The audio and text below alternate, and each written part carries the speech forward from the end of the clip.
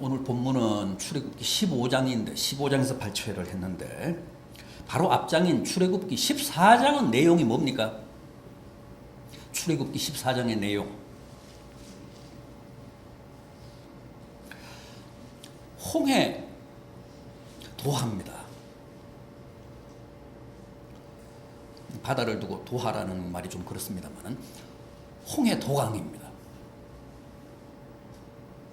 그게 14장의 내용인데 그리고 나서 15장이 이어집니다.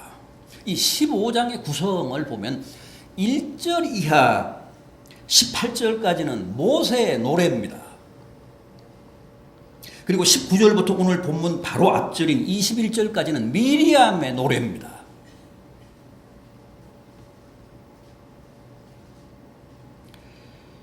미리암은 모세의 누이 아닙니까? 1절에서 18절까지는 모세의 노래, 19절부터 오늘 보면 바로 앞절인 21절까지는 모세의 누이인 미리암의 노래. 무슨 노래입니까? 당연히 홍해 도하, 도강에 대한 감사의 노래, 기쁨의 노래죠. 승리의 개가입니다.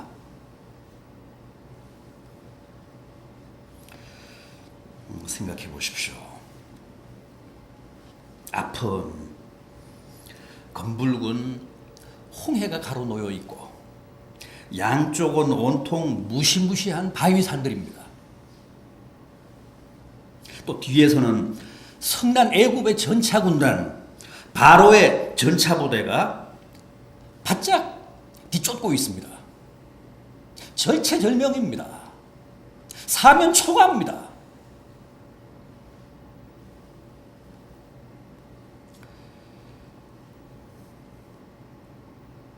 바로가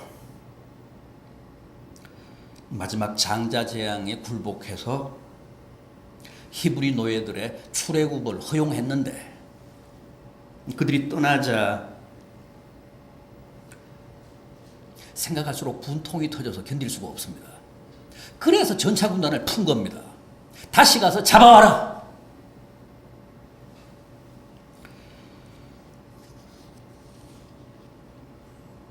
그러니 이스라엘로서는 지금 절망입니다.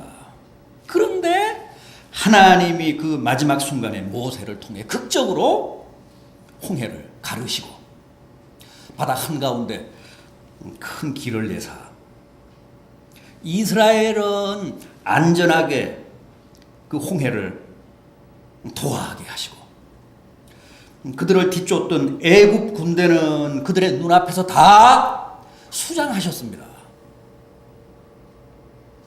14장 27절 이하를 보십시오. 출애굽기 14장 27절 이하.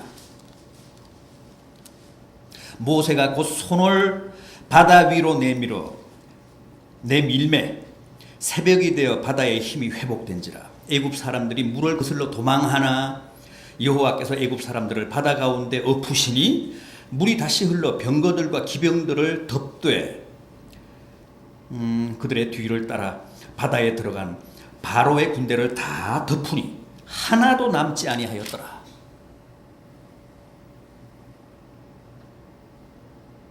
현장에서 이 장면을 지켜본 이스라엘 백성들 얼마나 통쾌하고 장쾌했겠습니까? 그래서 부른 노래가 바로 15장 1절 이하 21절까지 길게 이어진 기쁨의 노래, 승리의 노래입니다. 그런데 오늘 본문인 그 다음 절부터는 분위기가 완전히 달라집니다. 본문 22절, 23절을 보십시오. 오늘 본문 15장 22절, 23절 보십시오. 모세가 홍해에서 이스라엘을 인도하며 그들이 나와서 수르 광야로 들어가서 거기서 사흘 길을 걸었으나 물을 얻지 못하고 마라에 이르렀더니 그건 물이 써서 마시지 못하겠으므로 그 이름을 마라라 하였더라. 기적적으로 홍해를 건너고 그들을 뒤쫓던 애국 군대가 수장되는 광경을 목격하면서 감사의 노래, 기쁨의 노래를 부를 때는 좋았는데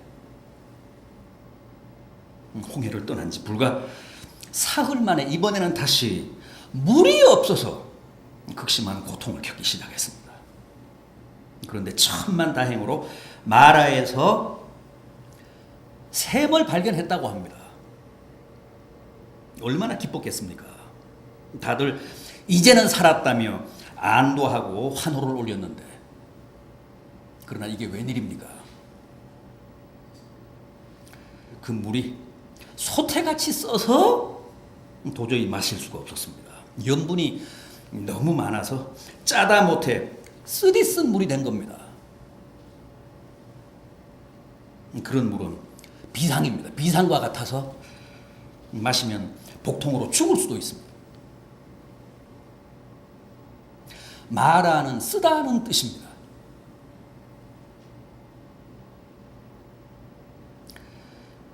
룻기 1장 20절을 보면 룻의 시어머니인 나오미가 이제 나를 나오미라고 부르지 말고 마라라 부르라 그랬습니다. 그런 대목이 나옵니다. 그런데 거기 각주를 보면 나오미는 그 뜻이 희락, 기쁨이라고 되어 있고 마라는 괴로움이라고 되어 있습니다. 그렇습니다. 불과 사흘 전까지만 해도 홍해 도하라는 큰 구원을 체험하고 나오미, 즉 기쁨의 노래, 희락의 노래를 불렀는데 지금은 마라의 쓴물 때문에 고통과 괴로움을 당하며 백성들이 다 모세와 하나님을 원망하고 있습니다. 여러분, 이게 그 옛날 이스라엘의 광야 여정이었고 또 오늘 우리들의 세상살이입니다. 물론 홍해도 또 여기 마라도 다 하나님이 인도하신 길입니다. 하나님이 낮에는 구름기둥으로 밤에는 불기둥으로 그들을 친히 이끌어 오신 여정입니다. 그렇다면 왜 홍해의 감격을 좀 더 오래 누리게 하시지 않고 불과 사흘 만에 다시 마라의 쓴물을 만나서 고통을 당하게 하셨을까요? 여러분들 중에는, 여러분들 주변에는 그런 분들 안 계십니까? 한때는 좋았는데, 한때는 홍해를 건너고 아랍 군대의 멸망도 지켜보면서 신나게 잘 나갔는데 지금은 다시 인생의 쓰디쓴 고배를 마시고 괴로워하시는 분들. 홍해에서 개가를 부른 게 엊그제인데 지금은 다시 마라에서 쓴 물을 마시며 좌절하고 절망하며 힘들어하시는 분들 안 계십니까? 여러분, 마라의 쓴물이란 뭘까요? 우리의 삶에서 마라의 쓴물이란 대체 어떤 의미를 갖는 걸까요? 그것은 우선 하나님의 시험이었습니다. 하나님의 시험이었다고 합니다. 본문 25절 하반절을 보십시오. 거기서 여호와께서 그들을 위하여 법도와 율례를 정하시고 그들을 시험하실세. 이게 무슨 뜻입니까? 이게 무슨 말씀입니까?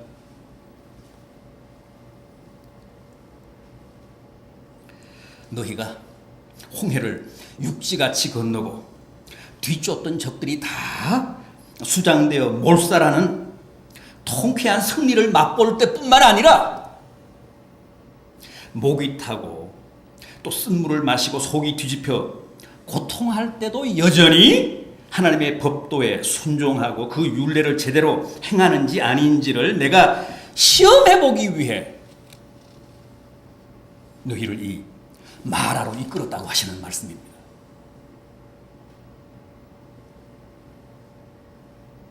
그렇습니다.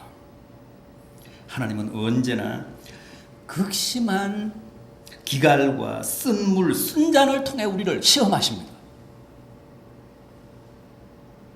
왜 그럴까요? 평안할 때는 잘 모릅니다. 그러나 아픔이 오고 쓰디쓴 고배를 마시면 비로소 그 사람의 모든 진상이 다 드러납니다. 우리는 누구나 일이 잘 풀리고 싸움에서 전쟁에서 승리할 때는 나는 기뻐요, 정말 기뻐요 하며 방방 뜹니다. 그러나 사흘길을 가도 물이 없고 마라에서 겨우 찾은 샘물마저도 쓴물일 때는 당장에 본색을 드러냅니다. 온갖 원망과 원성을 다 쏟아냅니다. 이스라엘을 보십시오. 24절입니다. 백성이 모세에게 원망하여 이르되 우리가 무엇을 마실까? 백성들이 모세를 원망했다고 합니다. 모세를 원망했다는 얘기는 곧 하나님을 원망했다는 뜻입니다. 마라의 진정한 의미는 하나님이 그들을 시험하는 데 있었는데 불행하게도 이스라엘은 그 시험에서 전혀 하나님의 기대에 부응하지 못했습니다. 낙제한 겁니다. 여러분, 광야 같은 세상을 사시다가 마라를 만날 때 잘하셔야 합니다. 내 인생에 쓴잔이 다가왔을 때 추한 인간성을 드러내지 않고 오히려 믿음을 발휘하셔야 합니다. 그래야 하나님의 인정을 받고 은혜를 입고 축복을 받습니다.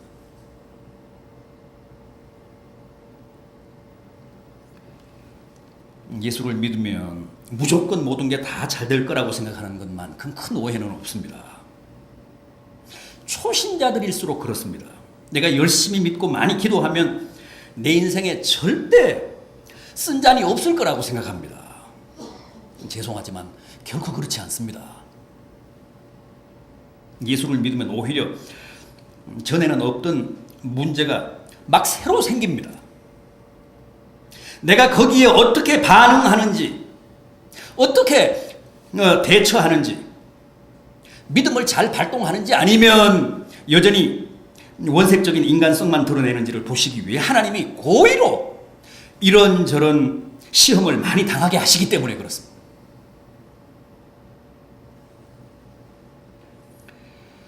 그런데 이스라엘의 경우는 판판히 그 시험에 실패하고 말았습니다. 사실 그들은 이번만이 아니라 이미 사나흘 전 홍해 앞에서도 홍해가 갈라지기 직전까지도 모세와 하나님을 있는 대로 원망하며 악다구니를 쳤습니다. 14장 11절 이하를 보면 애굽에 매장지가 없어서 우리를 이 광야로 끌어내어 죽게 하느냐, 차라리 애굽 사람을 섬기는 게 이 광야에서 죽는 것보다는 나았을 것이라며 가진 원성을 다 쏟아냈습니다.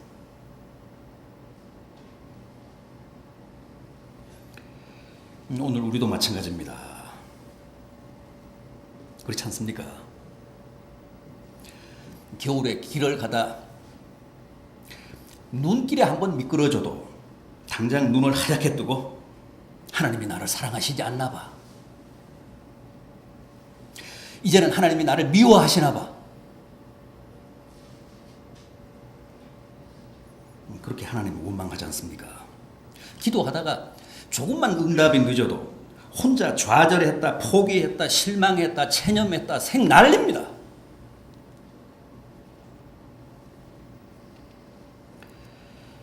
여러분, 마라의 쓴물을 마실 때 실족하지 마십시오. 하나님을 원망하지 마십시오. 지금 쓴물 앞에서 내가 어떻게 대처하는지를 예의주시하시고 계신 주님께 제발 실망을 안겨드리지 마십시오. 그렇게 해서 내게 덕될 것은 아무것도 없습니다. 반드시 믿음으로 반응하셔야 합니다. 믿음으로 주님의 기대에 부응하셔야 합니다. 그래야 복됩니다.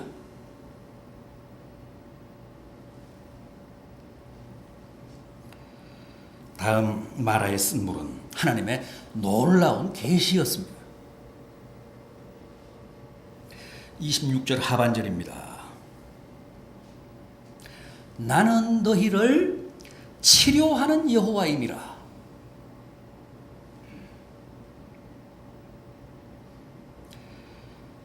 마라의 쓴물은 하나님이 자신을 치료하는 여호와로 계시하신 사건이었다는 겁니다.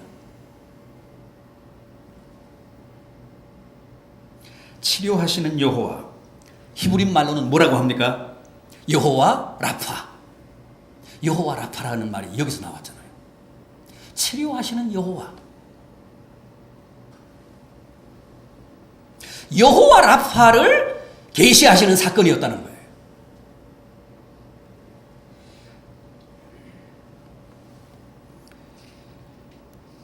당신이 곧 여호와 라파 되심을 계시하시기 위해 연출하신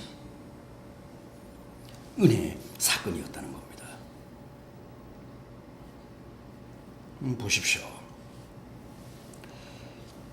쓴물 때문에 지금 난리도 아닙니다. 백성들이 모세를 원망하며 당장이라도 어떻게 할 기세입니다.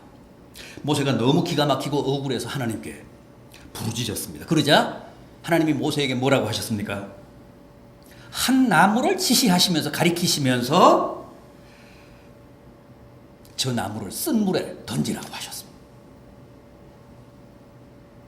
그래서 모세가 정말 그렇게 했더니 어떻게 됐다고요? 그 쓰디쓴 물이 단물로 변했다는 겁니다. 그리고 나서 하신 말씀이 바로 26절 하반절입니다. 나는 너희를 치료하는 여호와입니다. 그렇습니다. 하나님은 마라의 쓴 물을 단물로 변화시키신 사건을 통해 자신이 바로 치료하여 낫게 하시는 하나님이심을 확실하게 계시하셨습니다. 쓴 물을 단물로, 맹물을 포도주로, 기갈을 해갈로, 괴로움을 기쁨으로 변화시키는, 고치시는 하나님이시라는 겁니다. 우리의 병든 육체도, 우리의 황폐해진 정신과 영혼도, 우리의 삐뚤어진 인격과 정서도, 우리의 열악한 삶의 조건과 환경도, 우리의 망가진 가정도, 빗나간 운명도 다 고치시고 새롭게 하시는 여호와 라파라는 겁니다.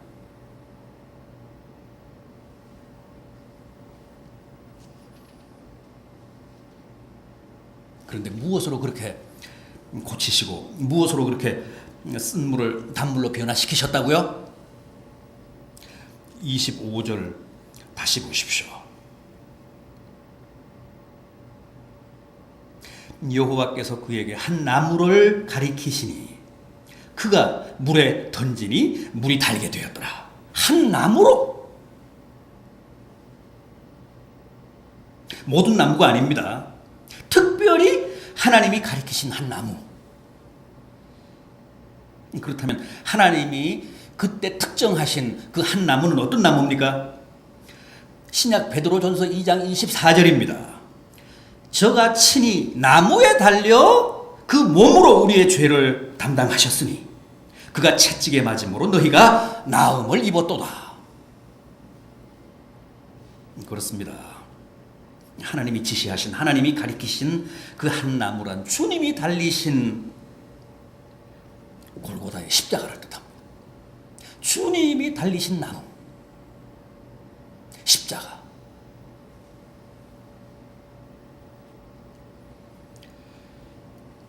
그런데 그 십자가, 하나님이 가리키신 그 한 나무가 쓰디쓴 물, 마시면 누구나 복통을 일으켜 죽을 수밖에 없었던 쓴 물을 십자가로 변화시켰습니다. 십자가가 바로 고치고 살리고 새롭게 하는 하나님이 지시하신 한 나무라는 거예요.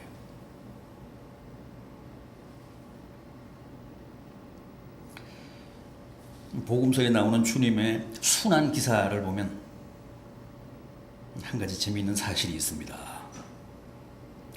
주님이 달리신 십자가 주위에는 온통 마리아뿐입니다. 마리아 투성입니다. 요한복음 19장 25절입니다. 예수의 십자가 곁에는 그의 모친 마리아와 글로바의 아내 마리아와 막달라 마리아가 섰더라. 마태복음 27장 55절 이하입니다. 예수를 섬기며 갈릴리로부터 쫓아온 많은 여자가 거기 있어 멀리서 바라보고 있으니 곧 그 중에 막달라 마리아와 또 야고보와 요셉의 어머니 마리아와 또 세베대의 아들의 어머니도 있더라. 오로지 마리아뿐입니다. 물론 당시에는 마리아라는 말이 흔했습니다. 요즘 뭐 영자나 뭐 순자만큼이나 흔한 이름이었습니다. 그러나 반드시 흔한 이름이었기 때문에 이렇게 십자가 주위에 마리아가 널린 게 아닙니다. 여기는 심오한 계시의 의미가 있습니다. 여러분, 마리아라는 이름의 뜻이 뭡니까? 대단히 우아하고 성스러운 이름일 것 같지만, 그런 뜻을 가지고 있을 것 같지만 사실은 그렇지 않습니다. 뜻밖에도 마리아가 바로 마라입니다. 마라의 파생어가 마리아입니다. 그래서 마리아의 뜻이 쓴 것입니다.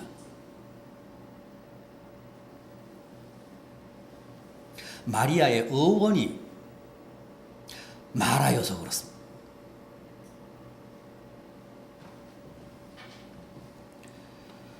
쓴 것, 그게 바로 마리아입니다. 그러니까 보십시오. 그 즐비한 마리아, 즉 마라 한 복판에 주님의 십자가가 서 있습니다. 얼마나 계시적입니까? 그야말로 그 옛날 마라의 쓴물 한가운데 하나님이 가리키신 한 나무가 던져진 모양새, 형국 아닙니까?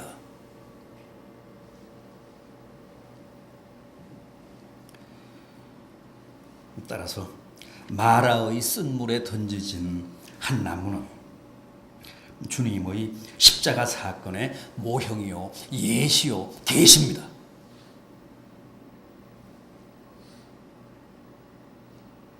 주님의 십자가는 광야 같은 세상에서 쓴 잔을 마시고 고통하는 인생들을 구하시기 위해 하나님이 지시하신 한 나무입니다.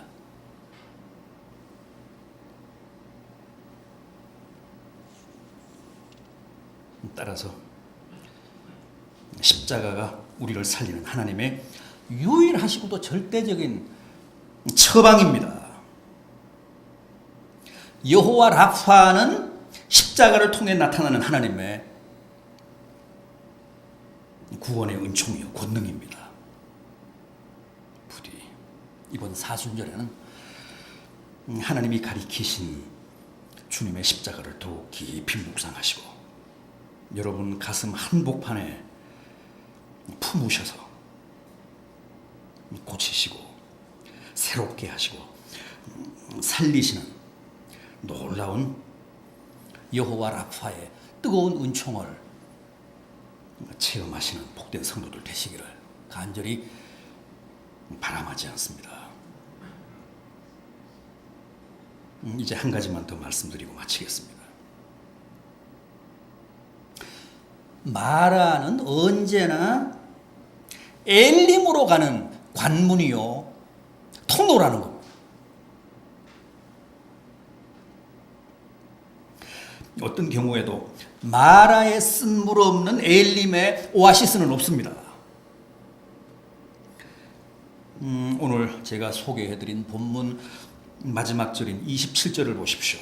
그들이 엘림에 이르니 거기에 물샘 12과 종려나무 70그루가 있는지라 거기서 그들이 그 물 곁에 장막을 치니라. 생각해 보십시오.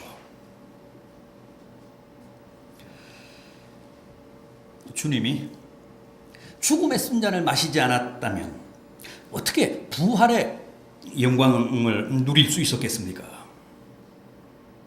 골고다 없이 어떻게 부활의 새 아침을 맞을 수 있었겠습니까? 시험이란 언제나 학생들에게는 몹시 쓴 잔입니다.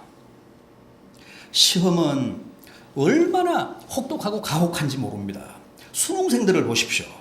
밤잠도 못 자고 코피도 쏟고 늘 긴장하고 불안하고 초조하고. 세상에 그런 전쟁이 없잖아요.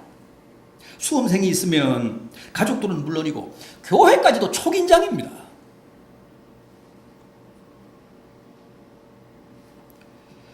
그럼에도 그 모든 시험을 피하지 않고 꼭 통과해야 하는 이유는, 그 쓴 잔을 꼭 마셔야 하는 이유는 반드시 그 과정을 통과해야 진급을 할 수 있기 때문입니다. 진학을 할 수 있기 때문입니다. 그 시험을 통과해야 취직도 되고 학위도 얻고 의사도 되고 판검사도 되기 때문입니다.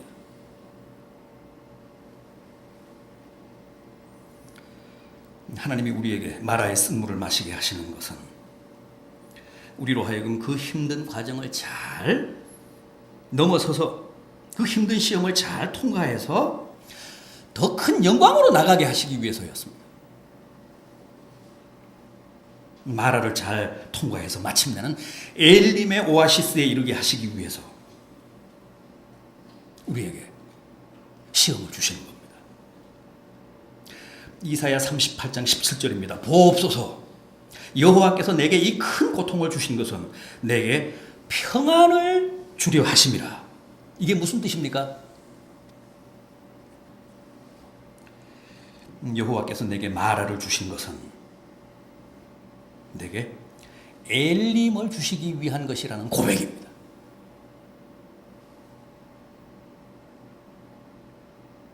이 사실을 믿는 사람은 절대 마라에서 쓴 잔을 마셨다고 하나님을 원망하거나 불평하지 않습니다. 도리어 이게 다 나를 엘림이라는 오아시스로 인도하시기 위한 하나님의 은혜요, 축복이라는 사실을 깨닫고 감사합니다. 마라가 엘림으로 가는 전진기지요, 쓴 물이 실은 오아시스로 가는 축복의 통로라는 겁니다.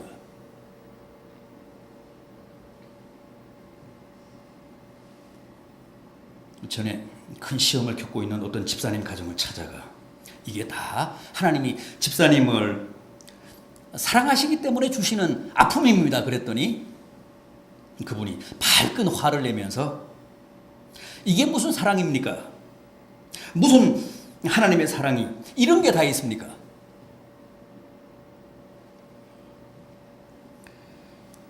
그렇게 막 제게 성질을 내서 저도 당황하고 같이 가셨던 신방팀도 무안을 당했던 적이 있습니다.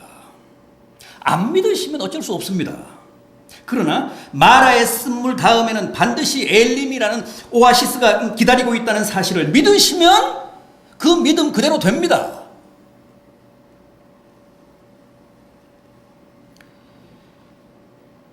엘림에는 12개의 샘물이 있었습니다. 70그루의 종려나무가 어우러져 있었습니다. 파라다이스입니다. 오아시스입니다. 그런데 마라에서 엘림까지는 불과 10km, 2시간 거리였습니다.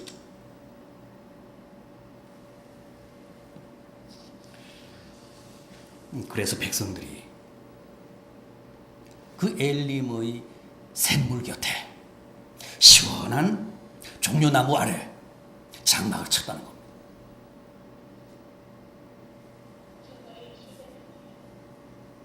여러분, 엘림은 언제나 마라 가까이에 있습니다. 200km, 2000km 떨어져 있지 않습니다.